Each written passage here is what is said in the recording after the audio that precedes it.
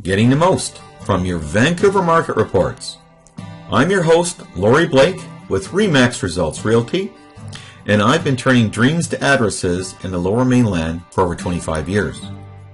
Welcome to this market update for Coquitlam Single Family Houses for the month of April 2013. This is one of a series of monthly short videos which break down and explain in simple terms valuable city and neighborhood specific sales activity, market indicators, and trends which will help you to make informed decisions when thinking of selling or buying real estate. Which neighborhood sold the most? Which neighborhood sold the least? This is where our reports shine. You live in a neighborhood area. They are not all the same. Different neighborhoods were built by different builders in different years. Different designs, bigger house neighborhoods, higher priced, smaller house neighborhoods, lower priced, while other locations are simply better than others. We can't roll them into one big ball and expect to get an accurate picture of the market. You want to know about your neighborhood. Your neighborhood could be outselling the market average. How will you know? Right here in your neighborhood market report. You probably also want to know what's going on in the neighborhood you like to move to. So, which neighborhood sold the most this month? Which neighborhood sold the least? Maybe there are good bargains to be had there.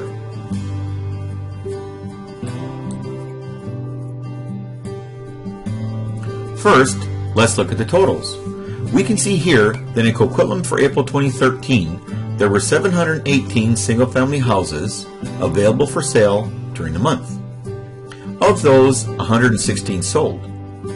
So it seems that a large majority of the single-family listings in April were priced above what the market was willing to pay. However, we have some very good news to report as well. The April sell-through rate duplicated March at a 16% sell-through rate, which indicates that as a whole, Coquitlam single-family houses are a continuing, stable, or balanced market. While the listings have increased, so have the sales. This is a positive trend. Remembering, of course, that a buyer's market is less than a 14% sell-through rate, with a stable or balanced market being 15 to 20%, and a seller's market once it passes the 21% sell-through rate point. Again, on the upside, the houses which sold averaged 22 days in the market, which is a relatively short time to be on the market. The average list-to-sell price discount was $12,900, or 98% of list price. Also very good. When we combine these two factors, it tells us that a lot more sellers are making the adjustment to the current market pricing at the time they set their list price. They were priced at what the market, current buyers, identified as value. Simply put, this is why they sold and their competitors did not.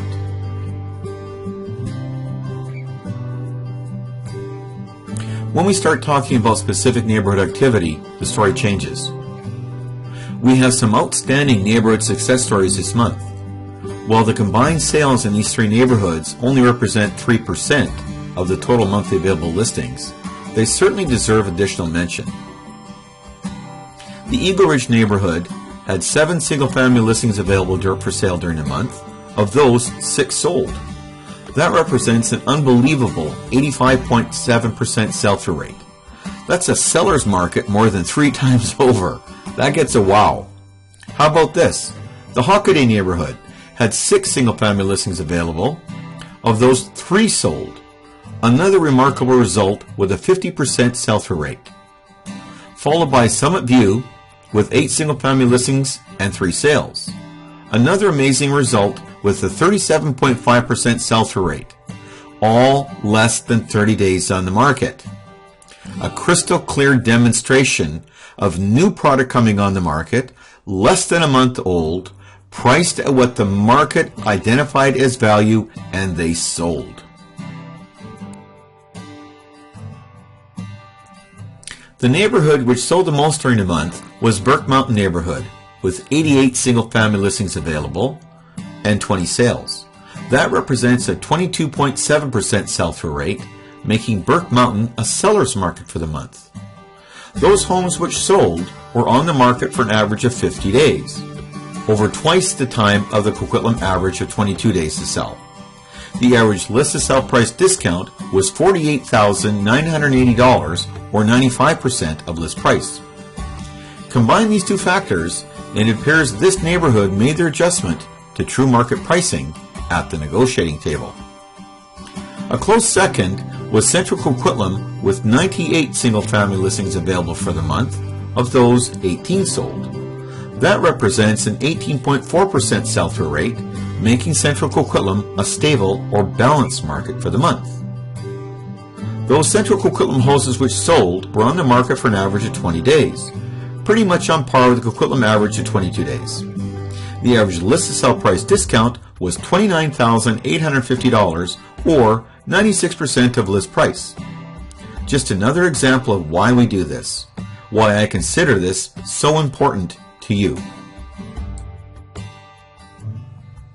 Which neighborhood sold the least? There were some neighborhoods which struggled during the month. The Westwood Plateau had 155 single-family listings available for sale during the month. Of those, 10 sold. That represents a 6.5% sell-through rate. That 6.5 sell-through rate makes Westwood Plateau a weak buyer's market for the month. The houses which did sell were on the market for an average of 41 days. The average list-to-sell price discount was $30,450, or 97% of list price. Can you see the pattern? The Westwood Summit and Scott Creek neighborhoods only registered a single sale between them for the month of April. Tough to hear, but this is important information for sellers in those neighborhoods. Let's finish up on the positive side with another neighborhood. The Ranch Park neighborhood had 37 single-family listings available for sale during the month. Of those, 9 sold. That represents a 24.3% sell-through rate, making Ranch Park a seller's market for the month. The Ranch Park houses which sold were on the market for an average of 38 days. Not bad. Not bad at all. The average list-to-sell price discount was $10,500, or 98% of list price. Again, very good. Important information for sellers and buyers in these neighborhoods.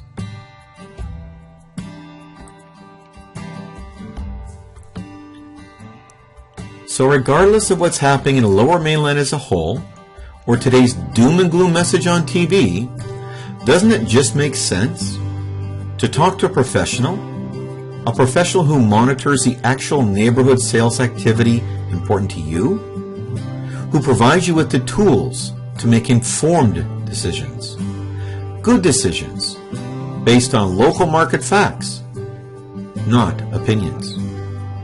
It's the reason why we do all of this in-depth analysis, why all the extra hours and hours of work. There's money, your money, in the numbers, if you're willing to call, if you're willing to listen.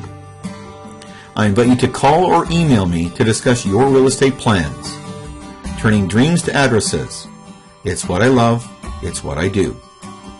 Thanks for listening, and watch for additional monthly short videos to help you get the most value from your real estate investment, your home.